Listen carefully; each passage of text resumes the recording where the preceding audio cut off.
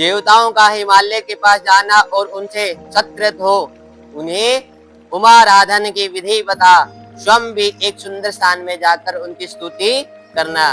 नारद जी बोले, महामते, आपने मैना के पूर्व जन्म की कथा, यह शुभ एवं अद्भुत कथा कही है।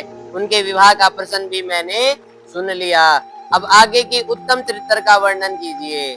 ब्रह्मा जी ने कहा, नारद, अब मैना के साथ विवाह करके हिमवान अपने घर को गए। तब तीनों लोकों में बड़ा उत्सव मनाया गया। हिमालय भी अत्यंत प्रसन्न हो मैना के साथ अपने सुखदायक सदन में निवास करने लगे। मुने, उस समय श्री विष्णु आदि समस्त देवता और महात्मा मुनि गिरिराज के पास गए। उन सब देवताओं को आया देख महान हिमगिरि ने प्रशंसा पूर्वक उन्हें प्रणाम किया और अपने भाग्य की सराहना करते हुए भक्ति भाव से उन सबका आदर सत्कार किया। हाथ जोड़ मस्तक झुकाकर वे बड़े प्रेम से स्तुति करने को उद्यत हुए। शैलराज के शरीर में महान रोमांच हो गया और उनके नेत्रों से प्रेम के आंसू बहने लगे। उन्हें हिमशैल ने प्रसन्न मन से अत्यंत प्रेम पूर्वक प्रणाम किया और विनीत भाव से खड़े हो श्री विष्णु आदि देवताओं से कहा। हिमाचल बोले, आज मेरा जन्म सफल हो गया है। मेरी बड़ी भारी तपस्या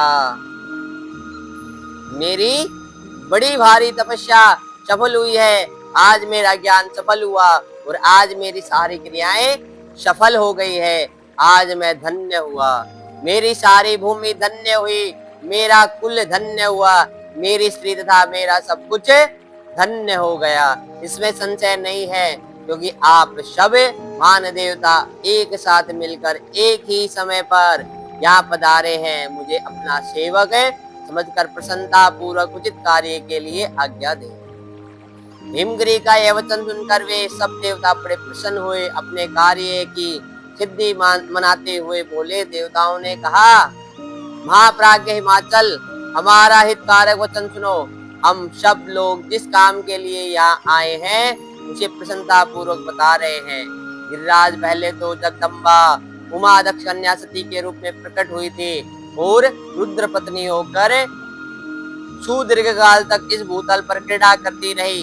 वे ही अंबिका सती अपने पिता से अनादर पाकर अपनी प्रतिज्ञा का स्मरण करके यज्ञ में शरीर त्याग कर परम धाम को पधार गई। हिमगिरे, वह कथा लोक में विख्यात है और तुम्हें भी विदित है। यदि वे सती पुनः तुमसे तुम्हारे घर में प्रकट हो जाए तो वे देवताओं का महान लाभ हो सकता है। ब्रह्मा जी कहते हैं, श्री विष्णु आदि देवताओं की यह बात सुनकर गिरिराज हिमालय मन ही मन प्रसन्न हो आदर से झुक गए और बोले, प्रभु, ऐसा हो तो बड़े सौभाग्य की बात है। तदंतर वे देवता उन्हें बड़े आदर से उमा को प्रसन्न करने की विधि बताकर स्वयं सदाशिव पत्नी उमा की शरण में गए। एक सुंदर स्थान में स्थित वो समस्त देवताओं ने जगदम्बा का स्मरण किया और बारंबार प्रणाम करके वे वहां सदा पूर्वक उनकी स्तुति करने लगे। देवता बोले, शिवलोक में निवास करने वाली देवी उमे जगदम्बे, सदाशिव प्रिय दुर्गे महेश्वरी, हम आपको नमस्कार करते हैं। आप पावन शांत स्वरूप श्री शक्ति हैं, परम पावन पुष्टि है, अव्यक्त प्रकृति और महतत्व ये आपके ही रूप हैं। हम भक्ति पूर्वक आपको नमस्कार करते हैं। आप कल्याणमय शिवा है, आपके हाथ भी कल्याणकारी है। आप शुद्ध स्थूल सूक्ष्म और सबका परम आश्रय है। अनंत अंतर विद्या और सुविद्या से अत्यंत प्रसन्न रहने वाली आप देवी को हम प्रणाम करते हैं।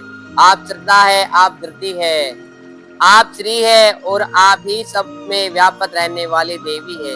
आप ही सूर्य की किरणें हैं और आप ही अपने प्रपंच को प्रकाशित करने वाली है। ब्रह्मांड रूप शरीर में और जगत के जीवों में रहकर जो ब्रह्मा से लेकर तृण पर्यंत संपूर्ण जगत की पुष्टि करती है, उन आदि देवी को हम नमस्कार करते हैं।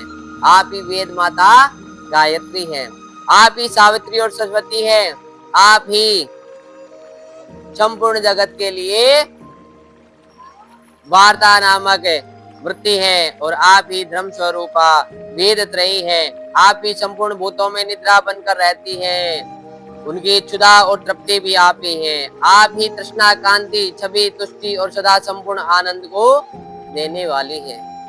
आप ही पुण्यकर्ताओं के यहाँ लक्ष्मी बनकर रहती हैं और आप ही पापियों के घर सदा ज्येष्ठ लक्ष्मी की बड़ी बहन दरिद्रता के रूप में वास करती हैं।